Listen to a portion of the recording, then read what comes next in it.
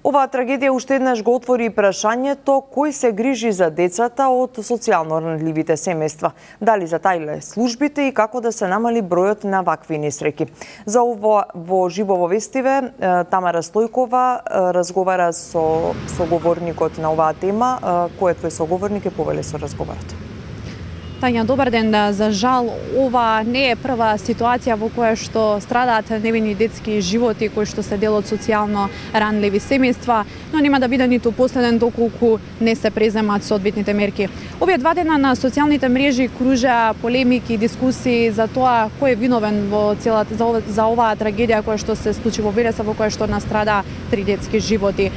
Поголемиот дел од луѓето ја префрлаат вината кај родителите кои што ги оставиле своите 3 деца заклучени за да излезат од дома, но имаше и такви коментари кои што ги отворија прашањата на општествена одговорност и одговорност на државата, дали таа доволно обезбедува минимум услови за овие семејства да имаат мирен и просперитетен живот. Токму на оваа тема во овие вести го имаме директорот на првата детска амбасада во светот Меѓаши, господинот Драги Змијанац. Господине, добар ден.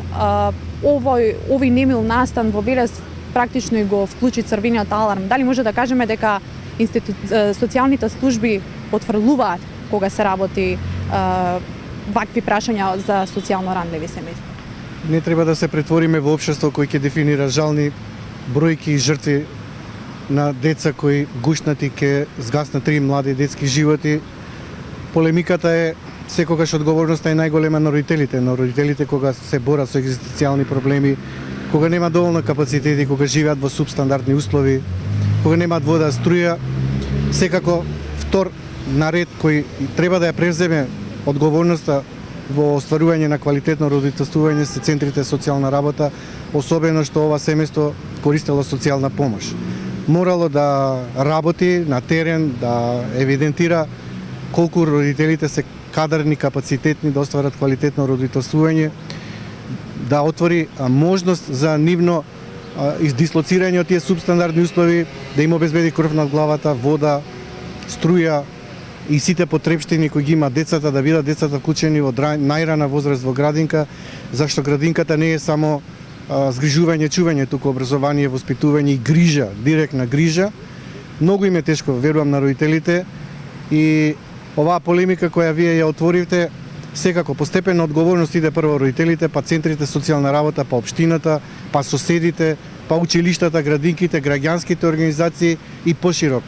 Еве зошто државата се уште толерира вакви субстандардни услови да живеат деца, овие конкретно биле без струја и без вода, нивните родители собирале пластични шишиња за да заработат некој денар, за да можат да обезбедат некакви минимум стандардни услови и оние сите неопходни работи. Граѓаните со право се револтирани, трагедија е голема, згаснати 3 млади детски животи, особено била страшна гледката на која можеле пожарникарите да ја видат. Родителите сигурно тргнале од претпоставка дека ако ги заклучат ќе бидат безбедни, сигурни не очекувале такво нешто дека може да се случи. Повторно ќе кажам, центрите социјална работа не може да се амнестираат од одговорност. Се што ќе се направи отпосле, не може тагата и болката која родителите ќе доживеат да ја надоместат. Ова не е прв случај, имаше случај во Тетовско кога мајка со деца, неколку деца изгоре, имаше случај во Прилепско кога исто бебе го згасна животот. И кога центрите социјална работа сака да го земат второто дете заради занемарување и небрежност, ќе нагласам, не секој родител знае и умее да биде одговорен, квалитетен.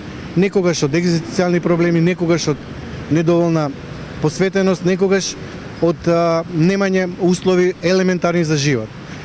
Центарот социјална работа морал да изврши увид за квалитетно остворење родителско право. Крајна мерка е одземање родителското право и изгрижувачко семејство. Се додека има волја, капацитет кај родителите да водат грижа за децата. Тоа значи нивно вработување и нивно дислоцирање во подобри услови и вклучување во градинка со бенефиции од страна на државата, имало можно да се превенира и оваа и наредни случаеви. Ако ставиме секогаш на одговорност на родителите, државата се одзема од одговорност да води грижа за децата, тогаш навистина сме нехумано општество. Еве што конкретно треба да преземе државата, дали треба да се засилат и мерките и да се направат некакви законски измени во однос на работата на социјалните центри кои што еве ќе ги упатат семејствата, значи ќе има поголем обем на наблюдување на тоа, на нивната работа. Самите центри социјална работа, самите ќе ви кажат дека нема доволно луѓе, нема доволно капацитети, нема доволно возила да извршат увид, да бидат на терен.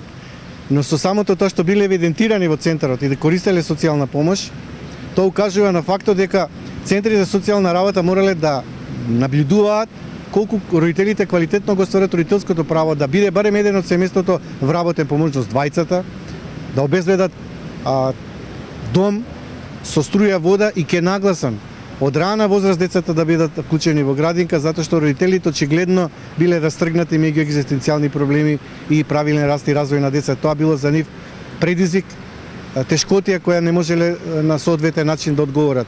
Тука се социјалните служби, тука се социјално одговорни компании, тука се училиштата, градинките, општината, тука се сите граѓани кои живееле во соседство, тука се граѓанските организации и медиумите секако кои ќе подигаат јавната свест колку е важно да се превенира во заштита на децата за нивниот правилен раст и развој, да не се случи трагедија од вакви размери и потоа да делуваме сите пост фестум со загриженост, со неверица дека тоа е можно да се случи. Да, за краток период од 8 години најмалку 3 случаеви ги имаме евидентирано каде што има згаснато повеќе од 6 деца.